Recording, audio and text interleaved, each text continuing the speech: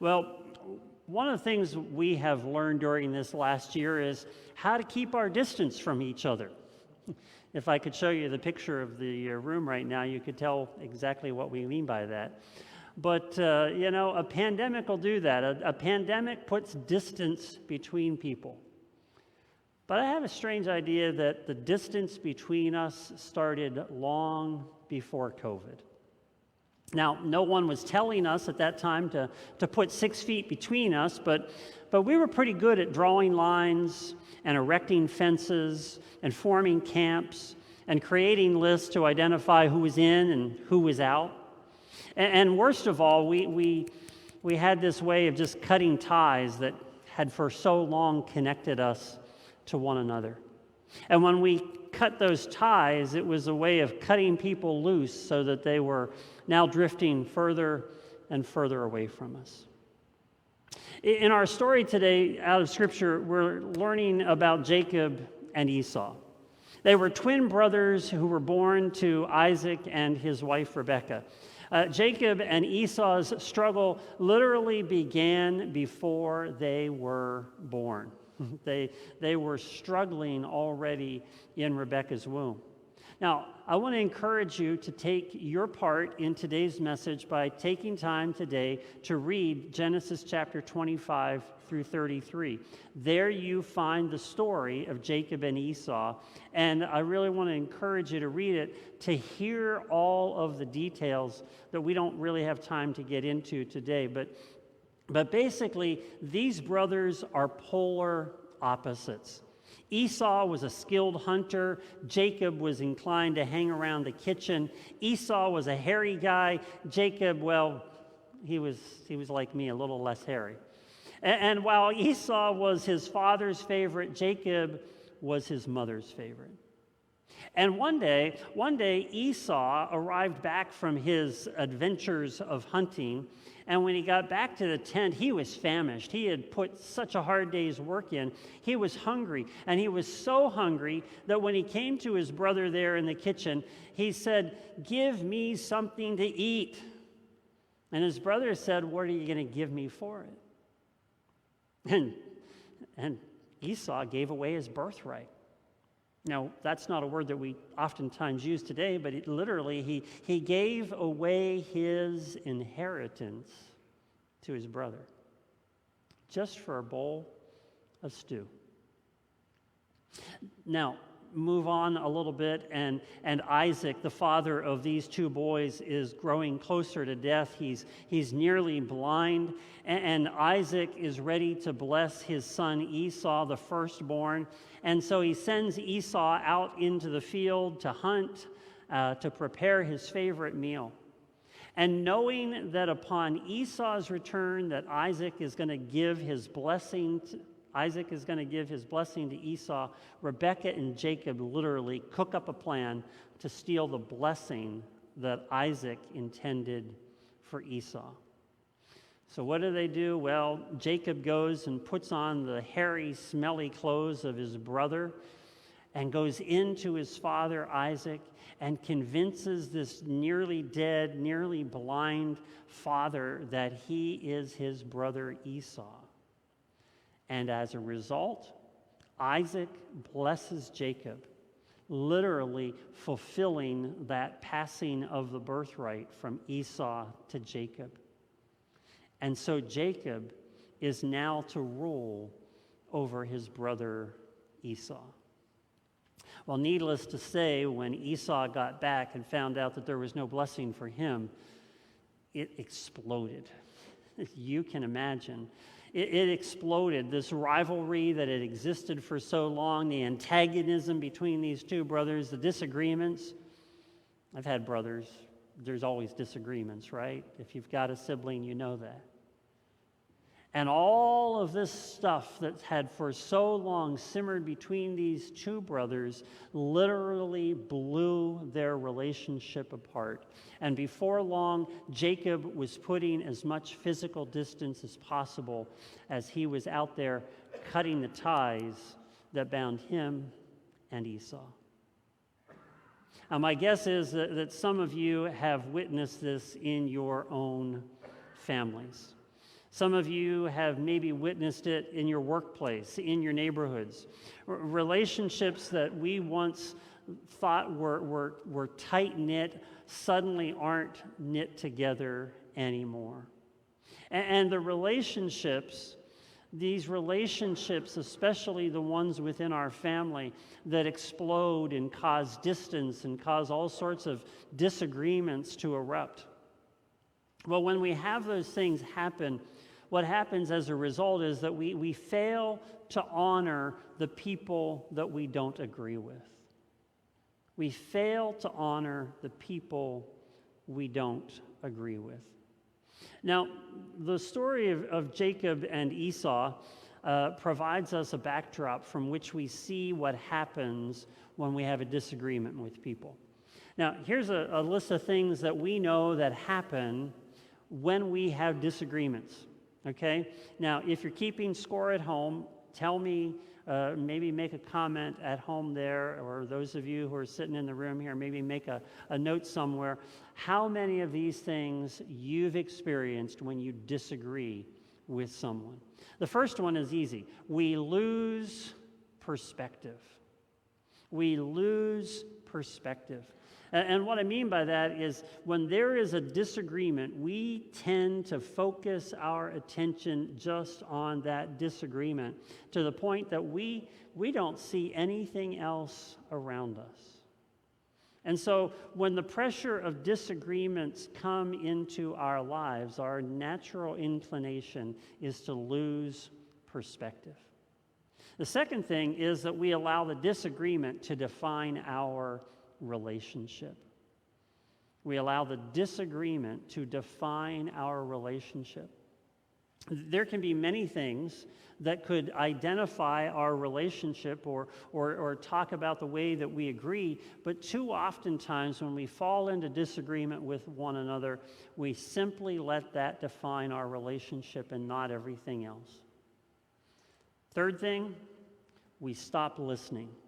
We stop listening.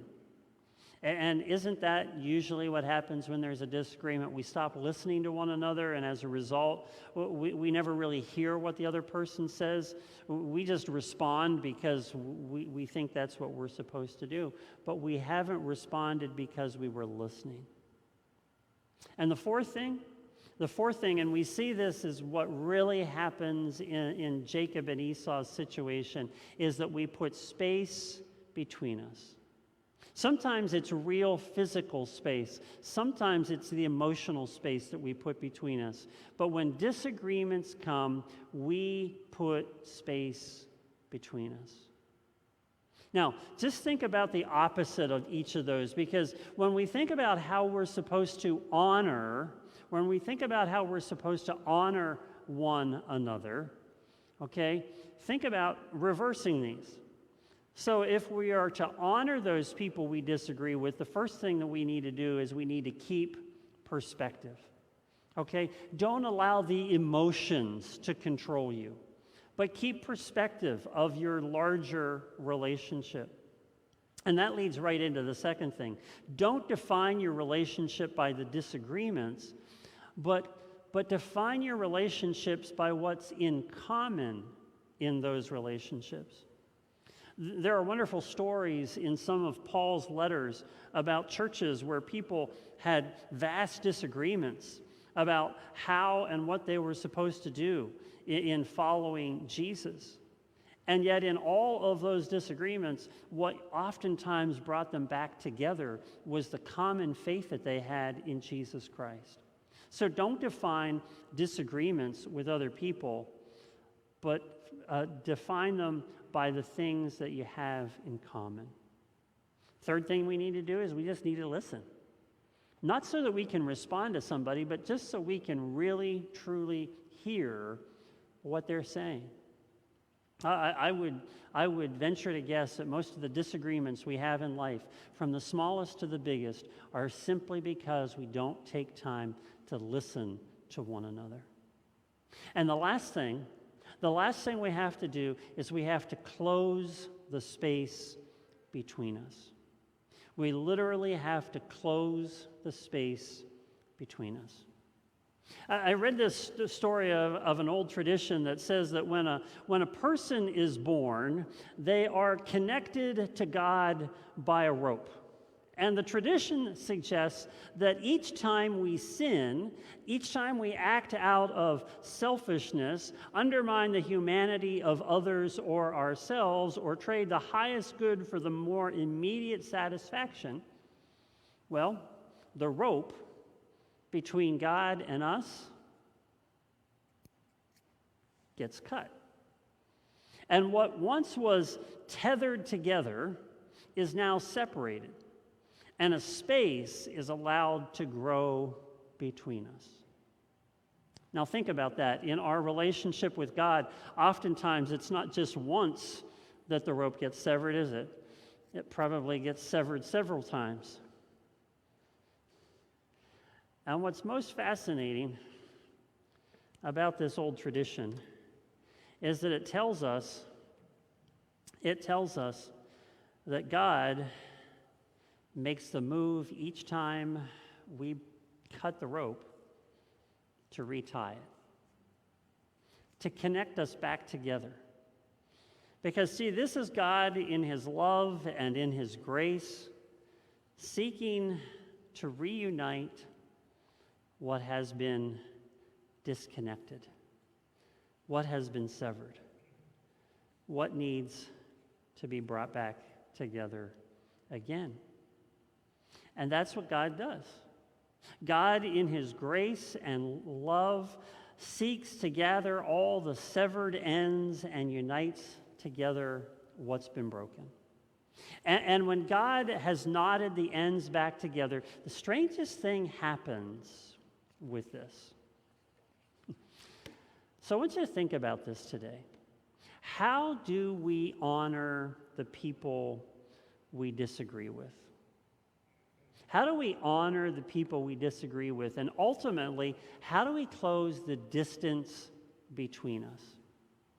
Well, it starts, as I started off this morning, by talking about changing the question that we've been asking for too long. Remember, we asked a question early on this morning that said, how do I get others to change their minds?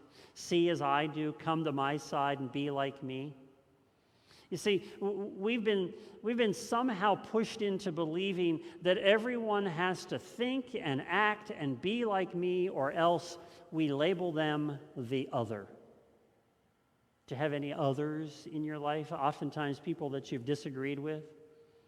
And what does our echo chamber do? Our echo chamber only reinforces this over and over again by demonizing the others.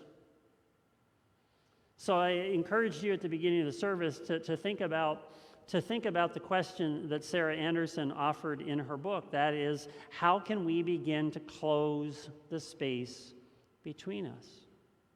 And Sarah writes in the book, she says, what if instead of trying to make us the same, we got better at understanding and appreciating where we are different? What if we learn to practice compassion in our differences instead of judgment? And so my question to you this morning is, what if we began to be knot tires? What if, like God, we, out of grace and love for one another, begin to tie knots? Where relationships have been severed, what if we begin to tie knots? Now, did you notice what happened to this rope when we started tying knots? Yeah, it got shorter. And that's exactly what God does with us, isn't it? He draws us closer and closer and closer to himself by offering us his grace and his forgiveness. And the same can happen for you and I. We can begin to draw closer to one another. We can begin to honor one another if we begin to become knot tires who seek to draw closer to one another rather than to create more space between us. We saw that happen literally literally on the cross. Because on the cross, Jesus took the opportunity to close the space between God and ourselves. Jesus did it by dying on the cross so that the relationship that sin had severed could once again be brought back together. And so today, as we share together in communion, this is an opportunity for us to remind ourselves that God, in his great love for us, has sought to draw us closer to him. And not only that, reminds us that we are to be drawn closer to one another. And so we share together in this act of communion as a way of reminding us that just as God has drawn close to us, we need to be called to be drawn closer to one another.